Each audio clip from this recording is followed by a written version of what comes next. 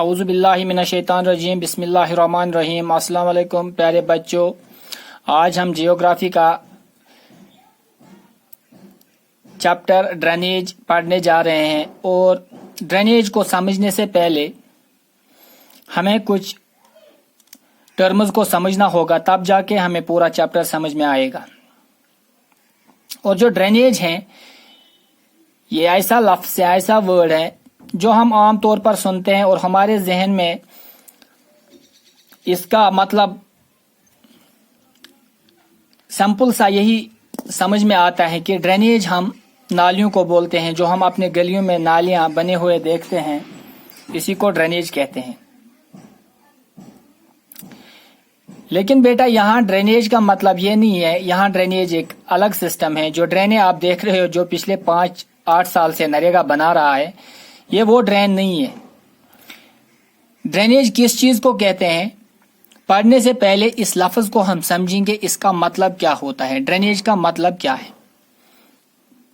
Drainage river system of an area is known as drainage.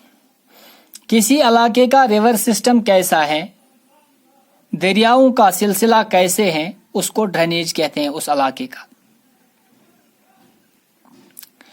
अब समझ में आ गया कि ये रिवर सिस्टम को, ड्रेनेज जो है ये रिवर सिस्टम को कहते हैं। इसमें एक और टर्म आपको बार बार इस चैप्टर में आएगा, वो है ड्रेनेज बेसन। ड्रेनेज तो हमें समझ में आ गया, अब देखना है ड्रेनेज बेसन किसको कहते हैं। बेटा drainage basin, they are drained by a river along with its tributaries and distributaries is known as drainage basin. Drainage basin कहते हैं, they are drained by a river. जब दरिया बनता है, दरिया आपको पता है दरिया एक ही जगह से नहीं निकलता है दरिया बन के, बल्कि जब छोटी छोटी नदियां इसमें मिल जाती हैं तो इसको ये बड़ा दरिया बनाते हैं। तब तक इसको हम दरिया नहीं कहते हैं, तब तक उन छोटी छोटी नदियों को हम नदियां कहते हैं। लेकिन जब ये नदियां आपस में मिल जाती हैं और एक बड़ा दरिया बना, तब एक बड़ा मतलब बड़ी नदी बनाती हैं, उसको हम क्या कहते हैं, उसको हम दरिया कहते हैं।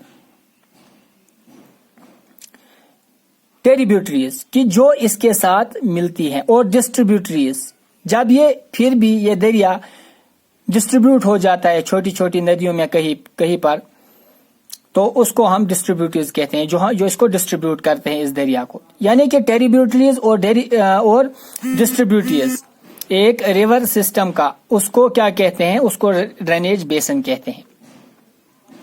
अब दो चीज हमें क्लियर हो गए, पहला ड्रेनेज, दूसरा ड्रेनेज बेसन। अब एक और अहम चीज इसमें है, वाटर डिवाइड। वाटर डिवाइड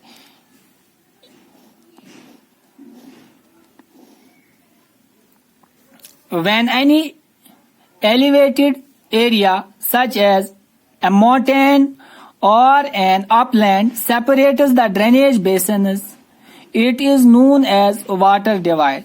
जब कोई इलाका, उठा हुआ इलाका या पहाड़ एक दरिया को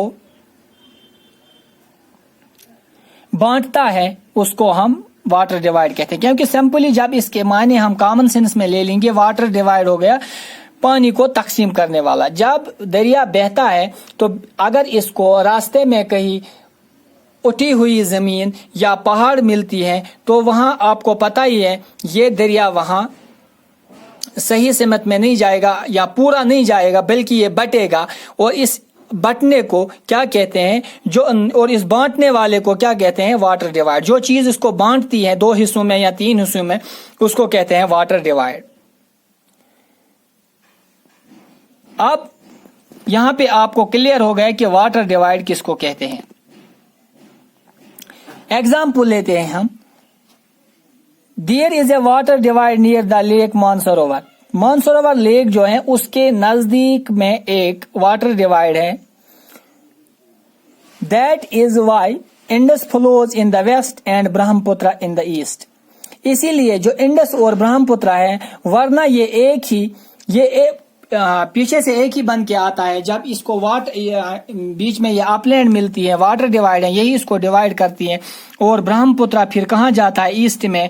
और जो रिवर इंडस है वो कहाँ जाता है? वेस्ट में। क्योंकि जो ये अपलैंड है ये इसको क्या करती है? डिवाइड करती है। बेटा ये थे कुछ मतलब अहम टर्म्स जो हमें पूरा चैप्टर समझने में मदद करेगा। तो ये इंट्रोडक्टरी वीडियो था, इसमें इतना ही है। थोड़े से कुछ तीन चार पॉइंट्स थे जो मैंने आपको क्लियर किए। तो आगे टॉपिक में ये हमारी बहुत मदद करेगा। रिवर सिस्टम एक बार फिर से सुन लीजिए। River system of an area, उसको ड्रेनेज कहते हैं, ड्रेनेज बेसन कहते हैं। They are drained by river along with its tributaries and distributaries is known as drainage basin. और वाटर डिवाइड उस चीज को कहते हैं जब water divide when an elevated area such as mountain or an upland separates the drainage basins, it is known as water divide.